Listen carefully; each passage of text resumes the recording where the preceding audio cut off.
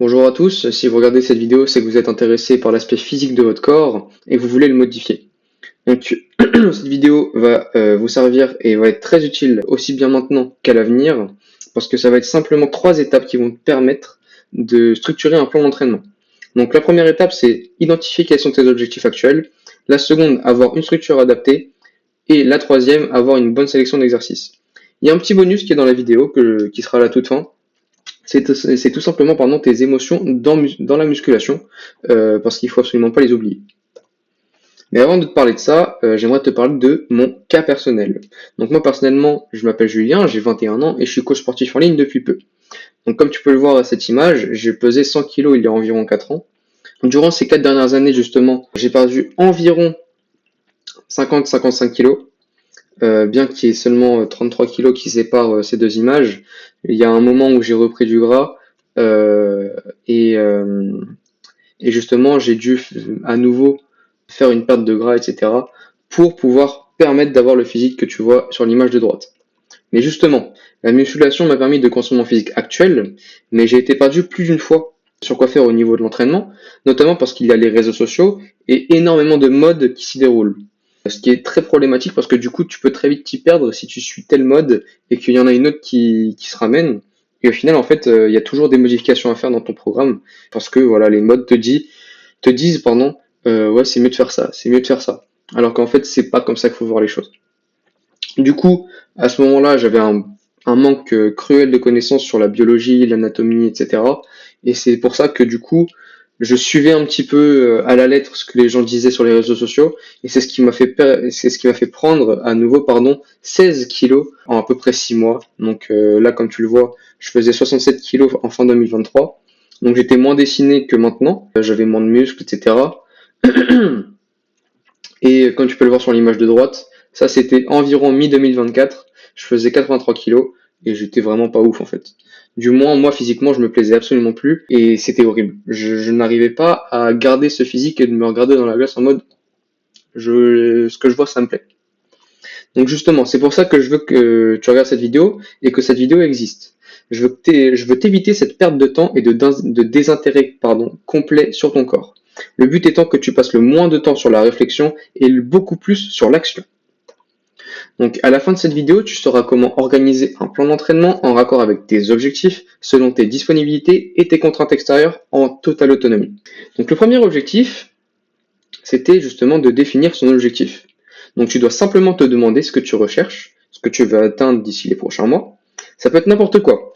De la prise de muscle, de la perte de gras, de la souplesse, de la prise de force, et peut-être même gagner en endurance. Tout est possible du moment que c'est clair dans ta tête. Il faut qu'il y ait maximum 2 objectifs. Parce que sinon tu vas te perdre. Tu vas vouloir faire ci, faire ça, faire ci, faire ça. Tu vas te perdre complètement. Donc dans cette vidéo, on va se focus sur la prise de muscle et la perte de gras. Parce que je me doute que si tu regardes cette vidéo, c'est que tu cherches à avoir plus de muscles et en plus de voir ce muscle, donc perdre du gras. Donc maintenant, tu vas prendre une feuille, tu vas faire pause sur la vidéo et tu vas noter absolument ton objectif dans les moindres détails.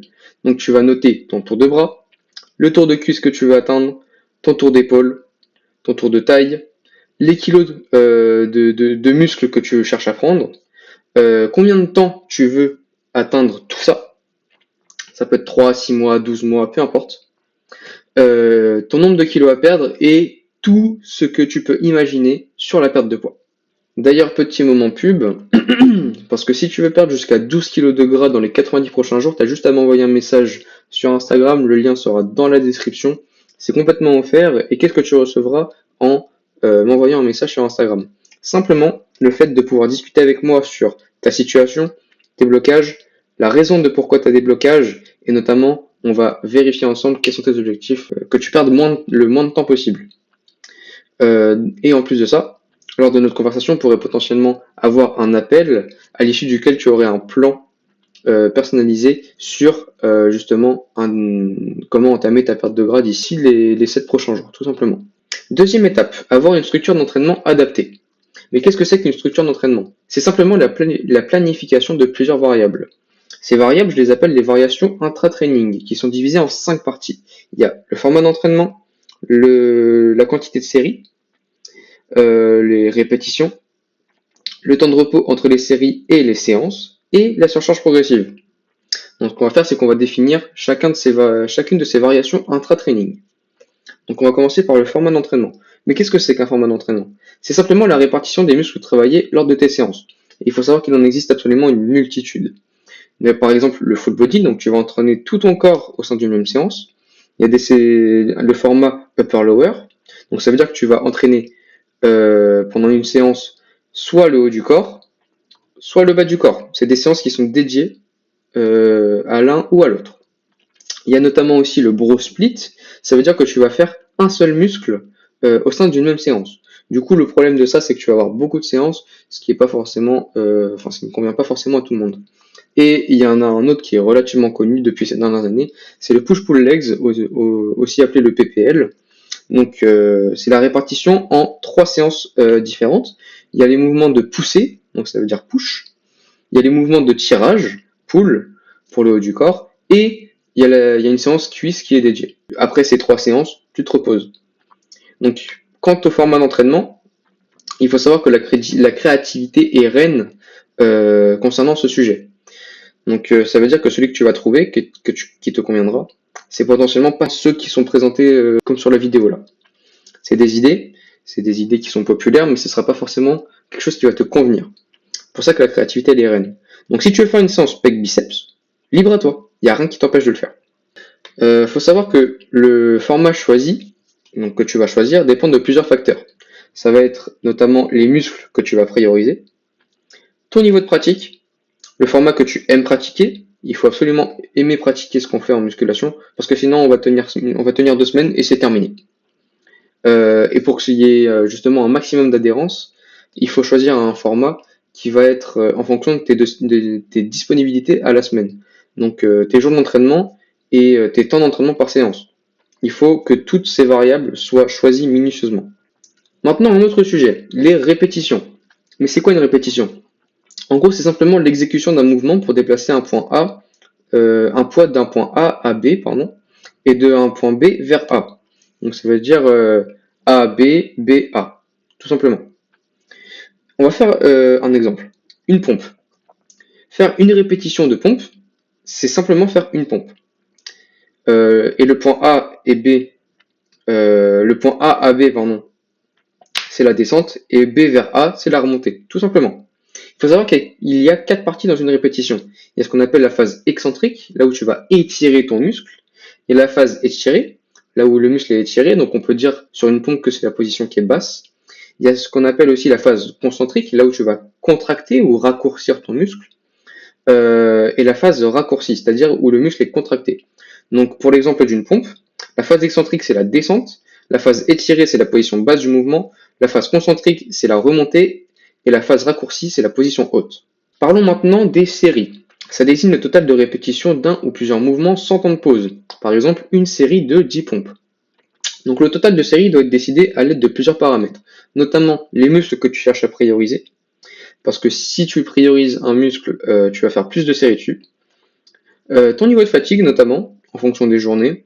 Il y a des journées qui sont moins fatigantes que d'autres. Ton niveau de pratique, parce que si tu as plus d'expérience, tu peux faire plus de séries, parce que tu es plus habitué. En fonction des mouvements poly ou monoarticulaires, ça on reviendra un petit peu plus dessus un peu plus tard dans la vidéo, et notamment les blessures, notamment par exemple sur les articulations. On ne peut pas entraîner beaucoup ou mettre beaucoup de tension sur une articulation par exemple qui a une tendinite.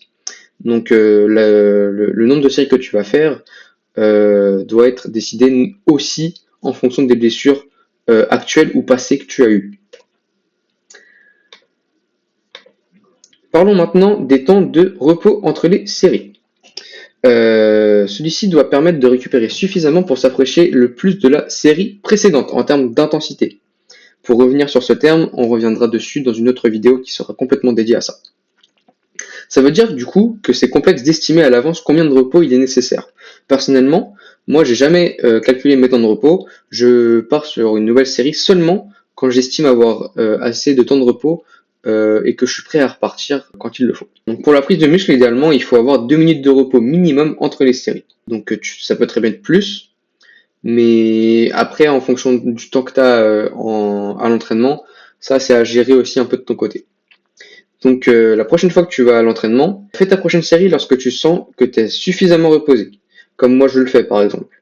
Sans prendre 5 minutes non plus, il faut pas abuser parce que sinon tu seras pas assez intensif dans ta séance. Maintenant, la dernière variable, qui est, 2 secondes, la surcharge progressive. Du coup, c'est un principe sur lequel repose une évolution par rapport à une séance précédente sur une de ces 3 variables. Il y a ou les répétitions, donc tu vas faire plus de répétitions sur une séance que tu vas faire aujourd'hui que celle que tu as fait la semaine dernière par exemple, ou tu vas faire potentiellement plus de séries, tu vas peut-être potentiellement ajouter 1 à 2 séries supplémentaires par rapport à la semaine dernière, ou peut-être même le repos. Tu vas prendre moins de repos entre 2 séries et tu auras absolument le même nombre de répétitions et de séries au sein de ta séance. Donc pour donner un exemple pour les répétitions, tu passes d'une séance A où tu faisais 9 répétitions à une séance B où tu fais maintenant 10 répétitions. Donc la surcharge progressive qu'il y a eu, c'est tu as pris une répétition. Maintenant pour les séries, tu passes d'une séance A où tu fais 3 séries à une séance B où tu fais 4 séries. Ta surcharge progressive, cette fois-ci, elle est de une série en supplémentaire. Et pour l'exemple du repos, tu passes d'une série 1A à série 2A, où tu faisais 2 minutes 30, à une série 1B, à une série 2B, en 2 minutes 15. Donc simplement, tu prends 15 secondes de moins en termes de repos et tu as le même résultat en termes de performance. Donc la surcharge progressive, cette fois-ci, c'est tu as 15 secondes de moins pour le même nombre de répétitions et de séries. Mais ça, je pense que du coup, tu l'avais compris. Maintenant, voyons pour la bonne sélection d'exercices. Il faut savoir qu'il existe 2 types de mouvements. Il y a les mouvements qu'on appelle polyarticulaires, comme je l'ai dit précédemment. Ça, c'est des mouvements qui engagent plusieurs muscles au sein d'un même mouvement et qui sont dans la majorité des cas des mouvements où on sera capable de charger lourd. Notamment, par exemple, le développé couché, le squat, le soulevé de terre. Tout ça, c'est des mouvements qui sont dits polyarticulaires. Et cette fois-ci, il y a des mouvements qui sont monoarticulaires, qui engagent un seul muscle durant l'ensemble d'un mouvement. C'est aussi des mouvements qui sont dits d'isolation, parce que justement, on engage un seul muscle pendant tout le mouvement. Mais du coup, le fait d'engager un seul muscle, on ne sera pas capable de pousser extrêmement lourd. Ça ne veut pas dire que c'est négatif. Pourquoi je dis ça? Parce qu'il faut savoir qu'aucun exercice n'est plus efficace qu'un autre, du moment qu'il est utilisé intelligemment et en plus de ça correctement réalisé. Sachant qu'un exercice qui est polyarticulaire, c'est beaucoup plus énergivore qu'un exercice monoarticulaire. Cependant, c'est beaucoup plus susceptible de t'apporter une croissance musculaire élevée. L'image qu'on voit, c'est ce qu'on appelle un tirage vertical en prise pronation et en prise large, qui pour le coup va travailler beaucoup les grands dorsaux, les grands ronds, les rhomboïdes notamment, et les biceps. Et le fait d'avoir tous ces muscles qui travaillent en symbiose, ça permettra de mettre une charge relativement lourde. On se comprend quand on dit lourd parce que en fonction des gens, ça peut varier d'un poids à l'autre pour quand on parle de lourd. Mais je pense que vous avez compris l'idée. Il faut comprendre du coup par cette définition que les exercices polyarticulaires, c'est les piliers de ta séance. Donc du coup, par exemple, tu vas passer beaucoup plus de temps et mettre beaucoup plus d'énergie sur sur des dips, sur banc pour les triceps, les pectoraux et l'avant de l'épaule, plutôt que de faire un exercice pour chacun des muscles qui sont travaillés sur les dips. Ce serait complètement débile et ce serait une grosse perte de temps, ce qui n'est pas le but. Contrairement du coup aux exercices qui sont monoarticulaires, et pour le coup, il faudra plus les utiliser sur des muscles que tu veux prioriser, ou alors même des retards de muscles que tu as. Donc par exemple, moi, j'ai pendant longtemps eu un retard aux épaules. Ce que j'ai fait, c'est simplement que j'ai utilisé beaucoup d'exercices monoarticulaires dans mes séances personnelles, et j'ai basé mes séances justement autour de l'amélioration de mes épaules. Donc là, pour le coup, un exemple d'exercice monoarticulaire pour les triceps, car actuellement je focus beaucoup les triceps, donc c'est un exemple que j'utilise actuellement, c'est la barre au front pour les triceps. Mais évidemment, c'est pas le seul exercice monoarticulaire qu'il y a pour ce muscle. Donc maintenant, avec tout ce qu'on sait là, on doit faire quels exercices exactement? L'objectif que tu as mis au début de la vidéo, du moins que je t'ai demandé de mettre en valeur, ça va te guider dans les exercices que tu dois faire. Parce que tu vas du coup noter exactement ce que tu veux prioriser. Moi, par exemple, j'ai une élève qui cherche à prendre des quadriceps en ce moment. Et il faut savoir que les quadriceps, du coup, c'est le muscle avant des cuisses. Donc tu vas simplement mettre 1 à 2 exercices polyarticulaires en une séance et en plus de ça, faire un exercice monoarticulaire pour accentuer le travail dessus. Donc pour le coup, on va mettre une variante de squat qui est un polyarticulaire, un deuxième exercice du coup polyarticulaire qui est plutôt une variante de presse à cuisse, et pour finir, un exercice qui est monoarticulaire, toujours terminé par les exercices de monoarticulaires, parce qu'ils sont susceptibles de te fatiguer avant les polyarticulaires. Et c'est pas le but. Sachant que justement, ils prennent beaucoup d'énergie, il nous faut beaucoup d'énergie pour les exercices polyarticulaires. Donc il faut la garder et la préserver. Donc du coup, toujours faire en sorte que les exercices monoarticulaires soient plus en fin de séance, ou du moins en fin de mouvement sur un certain muscle, pour optimiser le tout. Donc voilà un exemple type de programme pour un débutant qui cible les pectoraux et les épaules et qui peut s'entraîner seulement 3 fois par semaine. Et je dis seulement, mais c'est déjà extrêmement bien de s'entraîner 3 fois par semaine. Donc on va utiliser un cycle, du moins une programmation upper, upper, lower. Donc 2 séances haut du corps et une séance bas du corps. La première séance, qui sera du coup le haut du corps 1, donc upper 1, sera un focus du coup sur les pectoraux. On va mettre plus de volume, de série sur les pectoraux. Et la deuxième séance haut du corps sera plus du coup focus sur les épaules. Donc on va faire plus de séries dessus. Donc pour la première séance haut du corps, on va faire 6 séries pectoraux, 4 séries épaules, 3 séries dos et 4 séries bras. Pour être plus précis, 2 séries biceps et 2 triceps. Pour la deuxième séance, du coup, plutôt focus épaules, on va faire 6 séries épaules, 4 séries pectoraux, 3 séries dos, 4 séries bras, et donc du coup, pour être plus précis, 2 biceps et 2 triceps. Donc les séances sont assez semblables, mais il y a juste l'ordre de priorité qui change du coup d'une séance à l'autre pour pouvoir accentuer le travail sur un muscle et dans l'autre séance accentuer du coup le travail sur l'autre muscle qu'on cherche à prioriser. Et du coup, pour la dernière séance, la séance cuisse, on va faire 5 séries quadriceps, 5 séries ischio-jambiers, 3 séries fessiers, 2 séries lombaires et 2 séries abdominaux. Avec ça, on a un programme qui est complet, qui permet de travailler l'ensemble des muscles qu'on a dans le corps et qui permet tout simplement, avec l'adhérence de la personne, de se développer au fil du temps. Deuxième moment de pub. Donc si tu cherches encore une fois à perdre jusqu'à 12 kg de gras dans les 90 prochains jours, tu as juste à m'envoyer un message sur Instagram et c'est complètement offert. On pourra discuter et analyser ta situation actuelle et notamment voir tes objectifs au niveau de la perte de poids. Et de plus, si tu es ouvert au sujet, on pourra prévoir un appel à l'issue duquel on pourra prévoir un petit programme personnalisé pour toi et qui te permettra de débuter ta perte de poids. Maintenant, on va passer sur le moment bonus de la vidéo, donc c'est-à-dire les émotions en musculation. Je vois encore beaucoup de gens, notamment sur les réseaux sociaux, qui utilisent le terme no pain, no gain. J'en veux plus jamais. C'est de la merde. Si tu vois déjà la musculation comme chiante et redondante, c'est totalement compréhensible. On est d'accord. C'est pas le sport le plus passionnant. D'accord, c'est prenant pour les gens qui sont passionnés comme moi. Mais pour des gens qui utilisent ça plus pour la remise en forme, pour perdre du gras, avoir une petite prise de muscle, etc. Si tu vois la chose comme ça va te dégoûter complètement. Donc il n'y a absolument aucune pression à avoir sur la musculation. Par exemple, si tu loupes une séance parce que voilà, t'es fatigué, on s'en fout. On s'en fout complètement. C'est pas l'action d'une journée qui te définit à l'année. Et ça, faut que tu le comprennes. Imaginons, tu fais de la merde niveau programmation, je sais pas. Tu fais un mouvement qui est nul et tu fais une légère blessure, je sais pas, au coude par exemple. Ce qui compte, du coup, c'est pas d'empirer la blessure en continuant de s'entraîner.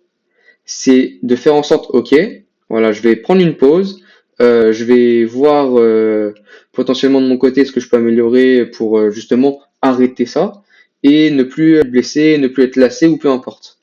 Et c'est ça en fait qui importe. Parce qu'en musculation, aussi bien dans la perte de gras que la prise de muscle ou quelconque objectif, ce qui compte c'est la régularité. Donc si tu as un truc qui te bloque au niveau de ta régularité, et du coup par exemple la pensée du no pain no gain, en fait, tu vas juste te limiter dans le temps. Et surtout les exercices. Le meilleur moyen de ne pas s'ennuyer au cours de l'amélioration de ton physique, c'est potentiellement de modifier son entraînement, ou du moins de modifier quelques exercices, donc trouver des variantes avec le temps. Et du coup, il y a une lassitude qui va être annulée, étant donné que ton programme va changer. Alors, je suis pas en train de dire que tu dois modifier ton plan d'entraînement, ton format d'entraînement, ou peu importe, quelconque variation intra-training toutes les semaines ou toutes les 2 semaines. Mais si tu sens qu'il y a une petite stagnation ou une petite lassitude qui se fait là tout en je sais pas un mois et demi, essaie de modifier quelques trucs. Donc ça peut être n'importe quoi en termes de variation intra-training, mais essaye d'analyser et de peaufiner justement sur qu'est-ce qui t'énerve, qu'est-ce qui te saoule, ou peu importe, et tu le modifies à tout prix pour éviter d'être agacé d'aller faire de la musculation en fait, tout simplement. Donc change potentiellement un peu tes variantes pour être le plus régulier possible. Maintenant cette vidéo est terminée. Je veux que tu choisisses maintenant le sujet sur lequel tu veux une vidéo. Parmi ces deux sujets, donc les variantes intra-training, je vais aller un peu plus en profondeur dessus. Là je te les ai définies mais je t'ai pas dit notamment comment trouver ces variations intra-training qui nous plaisent le plus et autres. Et le deuxième sujet, c'est les protéines en musculation, parce que évidemment, c'est très connu que les gros musclés mangent beaucoup de protéines, ce qui n'est pas forcément faux, mais il y a un petit problème justement, une idée perçue qui est très, je dirais, négative vis-à-vis de la musculation, dans le sens où il faut manger un max de protéines, ce qui n'est pas forcément le cas. Voilà, merci à toi d'avoir regardé cette vidéo et à la prochaine.